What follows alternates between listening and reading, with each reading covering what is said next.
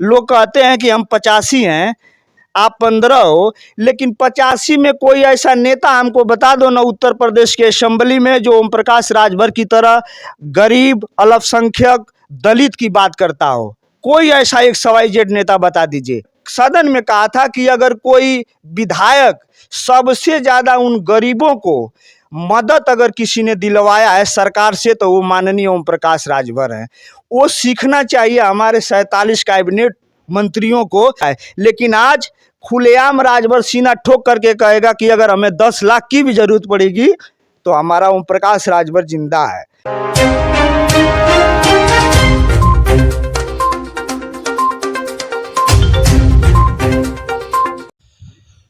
नमस्कार दोस्तों, राजभर एक्सप्रेस में आप लोग का तहे दिल से स्वागत है। आज हमारे साथ है सोलदो भारतीय समाज पार्टी महाराष्ट्र के पालघर जिला अध्यक्ष विनोद राजभर जी हैं और आज चर्चा करेंगे राजनीति पे। ओम प्रकाश राजभर जिस हिसाब से बेबाकी से बयान देते हैं और उनके बयानों पे काफ़ी हल्ला गुल्ला होता है, कब क्या बोल देते हैं दुनिया दंग रह जाती है। उनके वो बयानों में चर्चित हमेशा रहते हैं।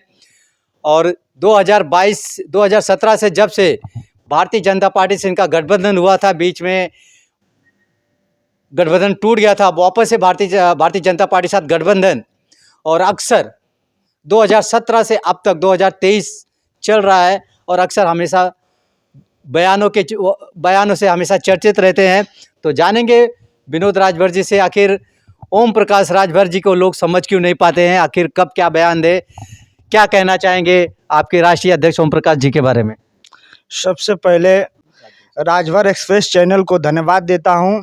साथियों, बहुत दिनों के बाद में एक राजभर चैनल आप लोगों ने लेकर के आया और इस चैनल के माध्यम से पूरे दुनिया में एक समाज को जिस तरह से माननीय नेताजी ओम प्रकाश राजभर समाज को एकजुट और एकता दिखा रहे हैं और संगठन बना करके राजनीति कर रहे हैं, उससे कम आप नहीं हैं। एक राजभर चैनल बना करके आप पूरे समाज के डोर टू डोर जा करके उसकी जो भावना है उस भावना को आप जो है चैनल पर ला करके और जनता को दिखाने का एक काम कर रहे हैं। इसके लिए मैं धन्यवाद देता हूं साथियों। और जो आपने सवाल किया राजभर जी के प्रति, साथियों किसी भी दल में आप देख लीजिए, मैं बात करूंगा, ओम प्रकाश राजभर जैसा कोई बेबाक बात करने वाला आज तक नहीं हुआ। हमने देखा अपने समाज में बहुत सारे नेता हुए, माननीय सुखदेव राजभर जी स्वर्गीय, माननीय रामचल जी, बहुत सारे सांसद जी, पूर्व सांसद हुए, लेकिन इनके जैसा समाज का बात दमदारी से रखने वाला अब तक राजनीतिक पार्टी में कोई पैदा नहीं हुआ। साथियों, मैं सारे समाज के लोगों से कहूँगा, परिस्थितियां बनती और बिगड़ती रहती हैं, आप उस पर ध्यान न दे करके माननीय नेताजी के हाथ को आप मजबूत बनाने का काम करें। मैं इसके लिए कह रहा हूं कि जितना मुझे राजनीति का अनुभव है, मैं देख रहा हूं साथियों, बहन मायावती जी को माननीय उनके समाज के दलित लोगों ने उनको अपना नेता माना। इस उत्तर प्रदेश की सरकार में 4 बार मुख्यमंत्री बने।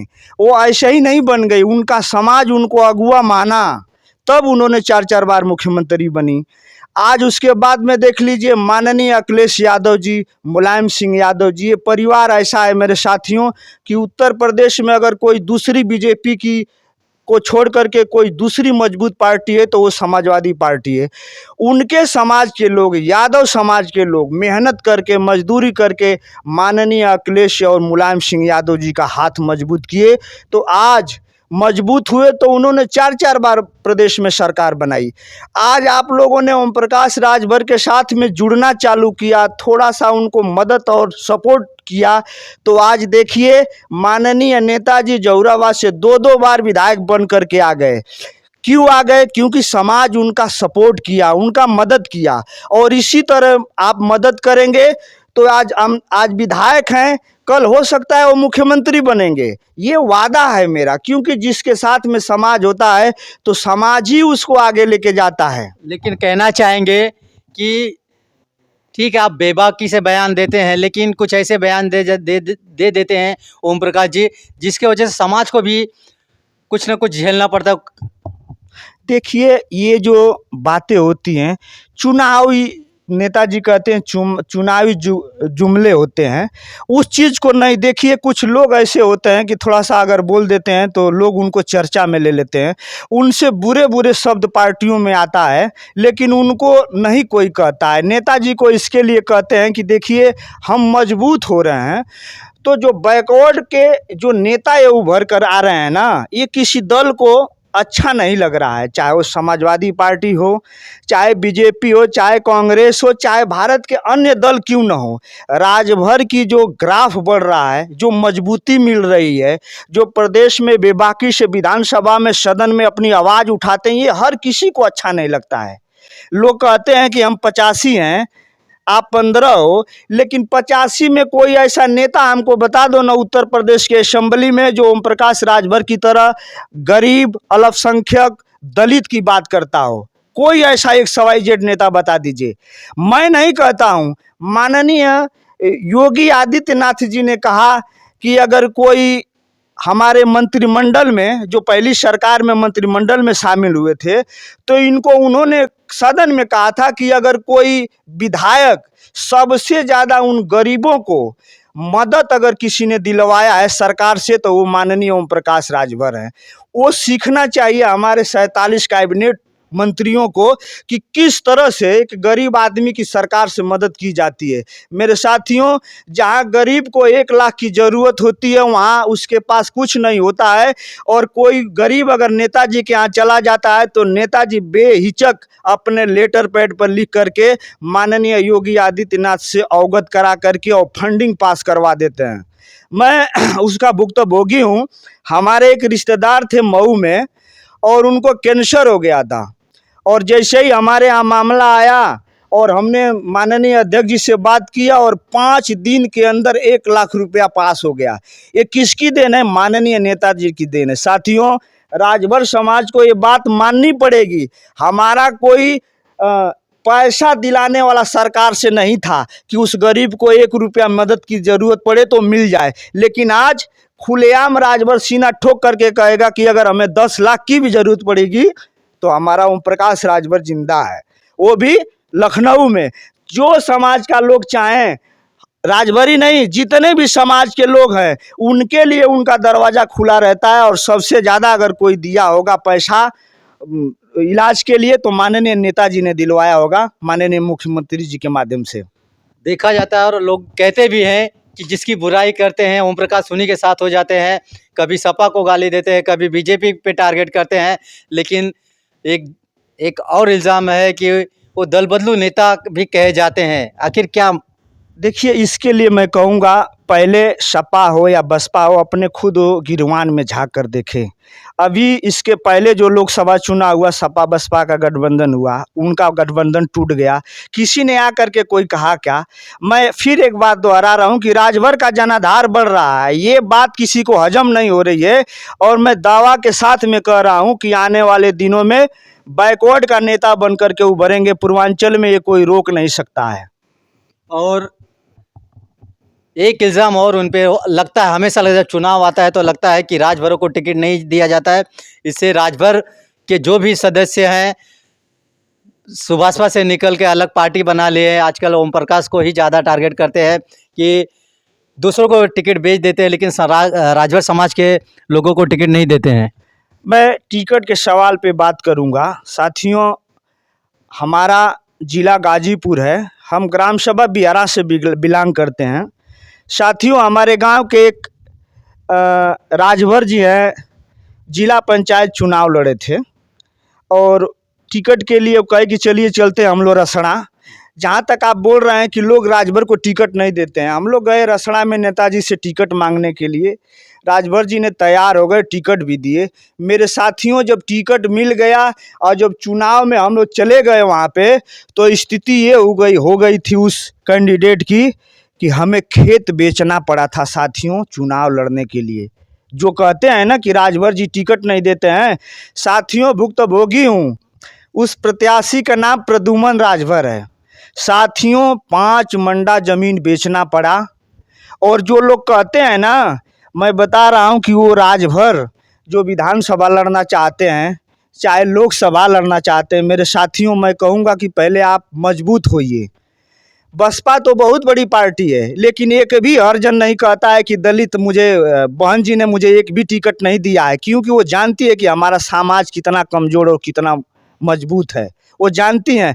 ये तो खाली नेताजी को बदनाम करने की बात है। मेरे साथियों, ये गलत नहीं रिपोर्ट बता रहा हूँ। वो प्रद्युमन राजभर की स्थिति ऐसी हो गई थी कि 2 बार चुनाव लड़ा आदमी और 2 बार बेचारा बुरी तरह से खाली 600-700 वोट से हार जा रहे हैं, क्योंकि वो कमज़ोर हैं।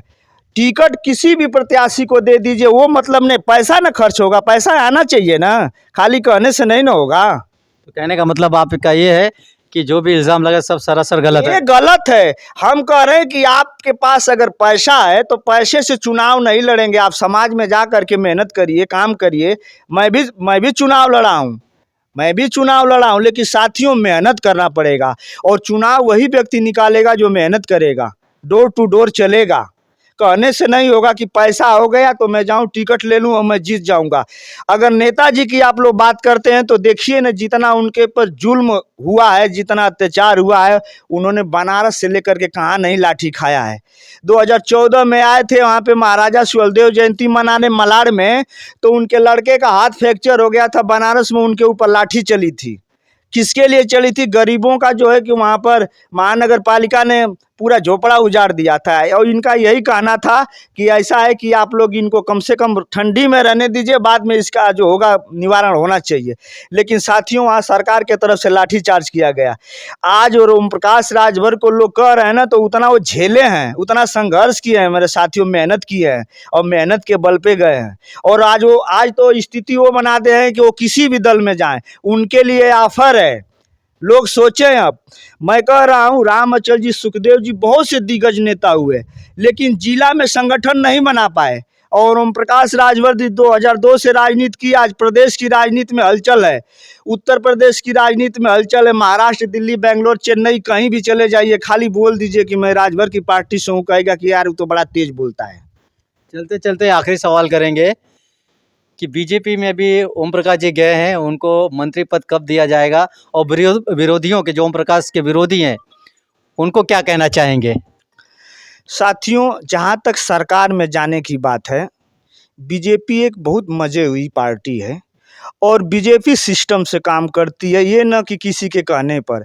और ये जो न्यूज़ चैनलों पर चलता है कि मंत्री जी दशहरा में बन जाएंगे, मंत्री जी नवरात्र में बन जाएंगे, ये तो अपने वो न्यूज़ चैनल का पॉपुलैरिटी बढ़ाने के लिए बात करते हैं। हकीकत जो बात ये है कि सरकार का अभी केंद्र में भी गठन होना है, क्योंकि 24 में चुनाव है। जब वहाँ गठन हो जाएगा, उसके बाद में प्रदेश में आएंगे, कुछ प्रदेश के लोग संगठन में जाएंगे, संगठन के लोग केंद्र में जाएंगे। तो ये समस्या जो है ना, हमारी नहीं है, ये सरकार की है। सरकार जिस दिन चाहेगी, क्योंकि उसकी मजबूरी भी है। राजभर समाज का बहुत बड़ा एक वोटर बैंक है और नेताजी के साथ में और मजबूती के साथ में है, तो वो आज नहीं तो कल बनेंगे। लेकिन जब सरकार बनेगी, जब सरकार का फेरबदल होगा, ऑटोमेटिक वो उनको है कि पद मिल जाएगा और वो किसी चीज़ की मोहताज नहीं है, ये जान लीजिए। वो अपनी जगह बना लिए हैं। आज भी विरोधी इसके लिए परेशान है कि Y+ सुरक्षा लेकर के चल रहे हैं, सरकार में दमखम से चल रहे हैं, हर जगह बात रख रहे हैं। अब क्या चाहिए उनको? क्या चीज़ की दिक्कत है?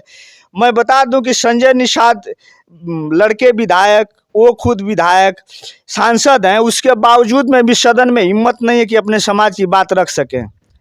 आप किससे मांग रहे हो? हाँ, आप तो वादा करके आए थे ना।